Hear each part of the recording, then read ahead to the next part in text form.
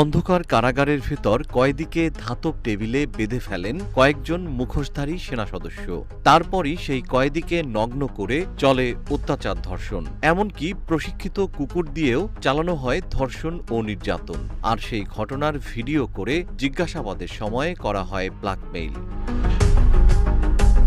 এমনই এক নির্মমতার চিত্র উঠে এসেছে মানবাধিকার সংস্থা ইউরো মেডিটেরিয়ান হিউম্যান রাইটস মনিটরের প্রতিবেদনে। এতে ইসরায়েলের কারাগারে বন্দী ফিলিস্তিনিরা অমানবিক, নির্মম এবং বর্বর যৌন নিপীড়নের শিকার হচ্ছেন বলে অভিযোগ উঠেছে। ইসরায়েলের কারাগারে কয়েকজন সাবেক ফিলিস্তিনি বন্দীদের সাথে কথা বলে মিলেছে চাঞ্চল্যকর নানা তথ্য। ৪২ বছর বয়সী এক ফিলিস্তিনি জানান, তাকে নগ্ন অবস্থায় ধাতব টেবিলে বেঁধে দুই মুখোশধারী সেনা টানা ২ দিন ধর্ষণ করেছিল।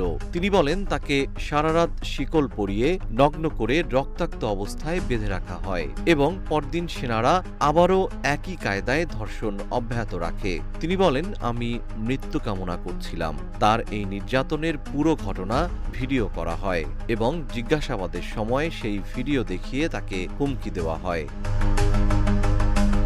আরেকজন ৩৫ বছর বয়সী ফিলিস্তিনি বন্দী জানান, তাকে নগ্ন করে সেনারা কুকুর দিয়ে নির্যাতন চালায়। তিনি বলেন, কুকুরটি প্রশিক্ষিতভাবে আমাকে আক্রমণ করে। এটা বেশ কয়েক মিনিট ধরে চলছিল।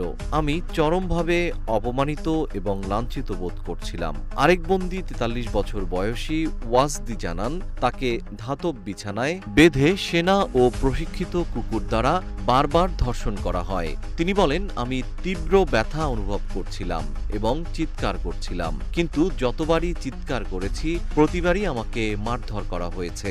সেনারা তখন ভিডিও করছিল আর উপহাস করছিল।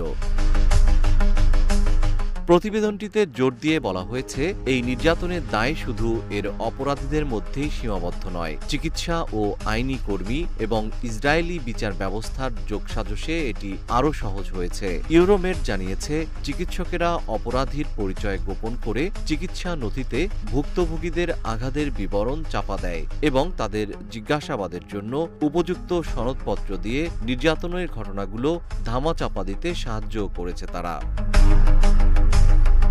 এছাড়া ইসরায়েলি বিচার ব্যবস্থা ভুক্তভোগী ও সাক্ষীদের দেয়া সাক্ষ্য প্রমাণ সীমিত করে এবং গুরুতর ঘটনাগুলোকে লঘু অপরাধ হিসেবে পুনঃশ্রেণীবদ্ধ করে অপরাধীদের রক্ষা করেছে, যার ফলে খারিজ হয়ে গেছে ভুক্তভোগীদের অভিযোগগুলো।